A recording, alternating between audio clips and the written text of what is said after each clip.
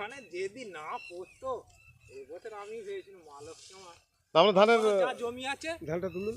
আমার 45 বস্তা ধান হয়, 3.25 বিঘা জমি আছে, আবার ওজন করা। এবছর আমার 50 খানা ধান হতো, আমি হিসেব করেছি আরামে। ও যদি দানা ঝড়টা না হতো আজ পড়ে যেত, মানে দেখুন তো পড়ে যা, মানে চালগুলো তো সেই নীলচে ভাব লালচে ভাব এসেছে আর পড়ে গেল। তো 3 তারিখের পর আর ক তারিখে হলো 20 তারিখ 22 তারিখ তো 24 তারিখ ঝড়টা হলো। তার মানে তখনও চাল গাঁতে নেই ভালোভাবে কাজ। নমস্কার, আজকে জিএমএম ডিস্ট্রিবিউটার্সের তরফ থেকে আমরা এসেছি, এটা মলয়পুর, তাই তো? মলয়পুর সাধুর মোড়। এখানে ওনার কৃষক বন্ধুকে আমরা কথা দিয়েছিলাম যে ধান কাটার পর বা ধান কাটার সময় একবার অবশ্যই আসবো, তখন আমরা ধান দেখিয়েছিলাম। তো আমার আজকে রাস পূর্ণিমা, শুভ রাস পূর্ণিমার শুভেচ্ছা সকলকে। 2024 সালের আজকে 15ই নভেম্বর, আগামীকাল কার্তিক পূজা। তো আমাদের কৃষক বন্ধুকে আমাদের তরফ থেকে রাস পূর্ণিমার শুভেচ্ছা। তো হাতে ধান অলরেডি কাটা, জমিতে দেখতেই পাচ্ছেন ধানের কালার, ধানের যে তারপরে দানা ঝড়ের জন্য সর্বত্রই কৃষক বন্ধুদের বিরাট ক্ষতি হয়ে গেছে দানা ঝড়ের জন্য। তা সত্ত্বেও উনি একটা ধানের আঁটি নিয়ে আসছেন এবং পাশের জমি, এটা জ্যাকপট ছাড়া জমি, এটা আমাদের এই জমিটা জ্যাকপট ছাড়া। তো আমরা কৃষক বন্ধুর কাছে সরাসরি চলে যাব। তো নমস্কার আপনাকে, আপনার নাম? রবীন্দ্রনাথ মুখার্জি। আপনার বাড়ি? বাড়ি মলয়পুর সাধুর মোড়। আপনি যে জ্যাকপট দিয়ে চাষ করছেন 3 বছর হয়ে গেল। এর আগের ভিডিও আপনাকে করে গেছিলাম আমাদের আরামবাগ মিটিং এর আগে। ধান তখন ফলছে। এখন যে ধান দেখছেন, ধানের ধান তো আরো ভালো হতো, এটা আপনার পড়ে যেয়ে নষ্ট হয়ে গেল। তো সে তো সবারই নষ্ট, আপনার একার নয়। এবার কারো কম হয়েছে, যার পরে নে তার একটু ভালো হবে। তাতে ধানের জট কেমন আছে? জট ভালো আছে, দারুণ শীষ। এই যে ধানের রং কেমন আছে? রঙও ভালো আছে, রং ভালো আছে, খড়ের রঙও ভালো আছে। খড়ের রং ভালো আছে। জমিতে কাটার সময় এখনো কাদা ছিল। আচ্ছা, সব ধানের পাশের জমিটা একবার একটা আঁটি তুলুন তো, পাশের জমির যে আঁটি, যেটা জ্যাকপট ছাড়া। দুটো আঁটি কি পাশাপাশি ধরুন, তাহলে সুবিধা হবে বুঝতে আর কি। হ্যাঁ, এইটার আঁটি ভারী লাগছে না, এটা আঁটি ভারী লাগছে, ধরুন তো। এইটাই ভারী আছে। কোনটা ভারী আছে? এইটা জ্যাকপট দিয়া। গোলকদা দেখো তুমি একবার চাপ দাও। না, উনি তো ওকে ধরতে হবে। ধানের খড়টার হাইট দেখুন, একবার খড়ের হাইটটা পাশাপাশি দেখুন। একই জমি, আলু বাড়ি জমি সব। আপনার পাশের জমি মানে আলের ডান দিকে আর বাদিকে আর একই জমি ধরে নিতে হবে। জমিরই সবে। এবার দুটো ধানের জটের কি পার্থক্য আছে? পাশাপাশি রাখুন। হ্যাঁ, শীষের পার্থক্য তো আছে। শীষের পার্থক্য আছে? হ্যাঁ, এর রংটা একটু বেশি আছে বলতে, এর গাছটা একটু কটানো ভাব ছোট বলে, আমার গাছটা একটু বড় হয়েছিল। মানে গাছটা পাশাপাশি রাখুন, পাশাপাশি দুটো খড়কে রাখুন। কোন খড়টা লম্বা বেশি? এই তো জ্যাকপটের খড় লম্বা বেশি। জ্যাকপটের শীষ টাকার লম্বা বেশি? দুটো শীষ জ্যাকপটেরই লম্বা বেশি। ছেলে মানে মা লম্বা হলে ছেলে লম্বা হবে? লম্বা অবশ্যই হবে, অবশ্যই। আচ্ছা, ধানটা যে হাত দিচ্ছেন কোনটা ভারী বেশি লাগছে, এই আঁটিটা না জ্যাকপট ছাড়া আঁটিটা? জ্যাকপটটাই ভারী লাগছে। জ্যাকপট মানে কোম্পানির লোক এসছে বলে বলছেন? না, এই তো চাগালি বুঝতে পারবেন। চাগালি বোঝা যাচ্ছে? হ্যাঁ, বোঝা যাবে না। দেখুন ভালো করে, একবার ঠিক করে বলুন। এই জটটার ওয়েটটার, এই জ্যাকপট দেওয়া ভারী না জ্যাকপট ছাড়াটা ভারী? জ্যাকপট দেওয়াটাই ভারী আছে।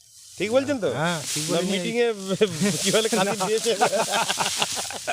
যাক, আমরা বলছি আমি উপকার পেয়েছি বলে তো আমি ব্যবহার করছি। আমাদের হচ্ছে ধরুন, আপনার যারা আমাদের কথা বিশ্বাস করে না তাদের জন্য এই কথাগুলো বলছি, আপনার জন্য নয়। আমার কথা তো লোক বিশ্বাস করে, লোককে বোঝাচ্ছি যে কর এটা, বলছে ওরে বাপরে এত খরচা। এখন আমরা কি মনে হচ্ছে কোনটা খরচা বেশি? আমার এতে উপকার হচ্ছে, আমি এটা করবই। আমার তো এবার খরচা কমে আসছে। একদম রাইট, প্রথম খরচাটা বেশি থাকে, তারপর কমে যায়। আমার খরচা হয়তো গোলকদা বলুক না কত টাকার মাল নিয়েছি আমি, আর এখন কিন্তু এখন আমার এই তো আলুতে এবার লাগবে 2 কেজি লাগবে 3 বিঘে জমি। তাহলে খরচা বাড়লো? খরচা তো কমে যাচ্ছে পরপর। রাসায়নিক সারও কমছে, কীটনাশকও কমছে। আর গাছের ফলন কেমন হয়েছে আগে বলুন? না, গাছের ফলন ভালো। আমার বলছি না, আলু ব্যাপক হয়েছিল। ওহ, মানে অত নাভি বসে যে আলু হবে আমি ভাবতে হয়নি, বা কেউ ভাবতে হয়নি। আলা সরু সরু গাছে আলু দেখলে অবাক হয়ে যাবে। ধান আমার হতো এবছর, আমার ব্যাপক ধান। তা সত্ত্বেও ওয়েদারের বিরূপতা সত্ত্বেও, এই কালকে না পরশু দিনে আমি ধূপগুড়িতে ছিলাম, আমি মোটামুটি এবছর 5 বস্তা ধান বেশি পেতুন আমার ছিল যা ধান থেকে, কিন্তু পড়ে যে ধানটা আমার কমে গেল। প্রকৃতিকে মারলে প্রকৃতি আপনাকে মারবেই, কিছু করার নেই। হ্যাঁ, আমরা বলছি নাড়া পোড়াবেন না। জমির খড় দরকার হলে এক সাইডে রেখে দিন, একটা জমি নষ্ট করুন, সেখানে জৈব সার তৈরি করে দিন। আমরা আপনাকে জৈব সার কী করে কম্পোস্ট দিয়ে করতে হয়, ডিকম দিয়ে আমরা প্রমাণ করে দেবো। আমাদের সাথে আমরা বলেছি যে কী করে জৈব সার করে দেওয়া যায় আপনাদের। যাক, আপনি ধানের আঁটি জাগিয়ে হাসি পাচ্ছে মুখে, মানে খুশি হচ্ছে? হ্যাঁ, এই তো শীষটা একটা দেখুন না, শীষটা দেখলেই লম্বাতে বুঝতে পারবেন। এটা হচ্ছে জ্যাকপটের, আর আপনার এইটা হচ্ছে জ্যাকপট ছাড়া শীষের দূরত্ব আছে তো শীষের তুলনায় তাই অনেকটা বেশি শীষ, অনেকটা বেশি আছে। মিনিমাম 10-12টা ধান বেশি আছে পার শীষে। হ্যাঁ 10-12টা ধান বেশি আছে। এবং শীষের ধানের ওয়েট কোনটা বেশি দেখুন তো, কোন শীষটার জট ভারী লাগছে? এইটাই লাগছে একটু, মানে ঈশ্বর একটু বেশি আছে। আছে, ঠিক ঠিক। যাক, ধন্যবাদ সকলকে। আমরা বলেছিলাম, কথা দিয়েছিলাম যে ধান কাটার আগে বা কাটার পর আমরা আসব, এবং ধানের যে খড়ের পরিমাণ অনেক বেশি, এই জমির থেকে অনেক খড়ের পরিমাণ বেশি। আরে আমি যে মিটিংয়ে যে বলছিলাম ঝাড় একটা ঝাড়ার 28টা 30টা করে কাটি হয়েছে। এই যে ঝাড়টা দেখুন 1 2 3 4 5 6 7 8 9 10 11 12 13 14 15 16 17 18 19 20 আছে এটা। তাহলে 20 25টা 30টা। আচ্ছা, ওই খড়ের নাড়াটা শক্ত না এই খড়ের নাড়াটা শক্ত দেখুন তো? তো সব হয়ে গেছে, নরম। আপনার দেখুন, এখন নাড়িয়ে দেখুন তো। বছর জল থাকার জন্য একটু নরম হয়েছে, তাহলে শক্ত আছে।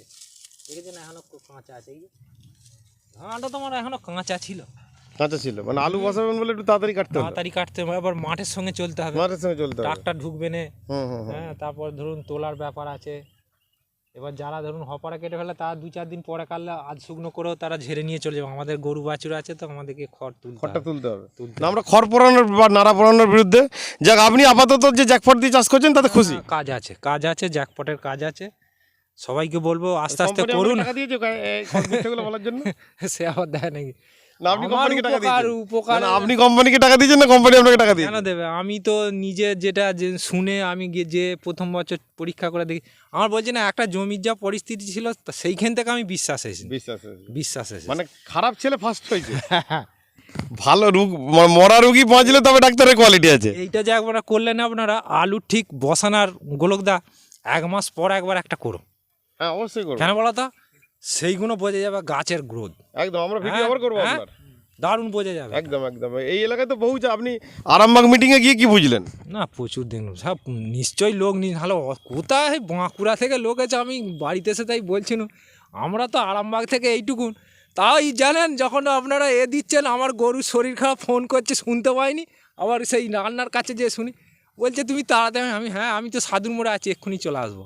আমি এখন এই যেতে আছি, আমার যেতে এখন সন্ধ্যা। মিটিংয়ে খাওয়া দাওয়া ঠিকঠাক পেয়েছিলেন? হ্যাঁ, দারুণ হয়েছে, দারুণ। কোনো অসুবিধা হয়নি তো? কোনো অসুবিধা নেই। ধন্যবাদ। অনেকেরই খাওয়া দাওয়া ধন্যবাদ। এত মানুষ কেন বহরমপুরকে নিমন্ত্রণ করেনি বা অন্যান্যদের করেনি বলেছিল একটু ভাতটা দিয়ালরের বলছে ওটা রাঁধুনির দোষে হয়েছে।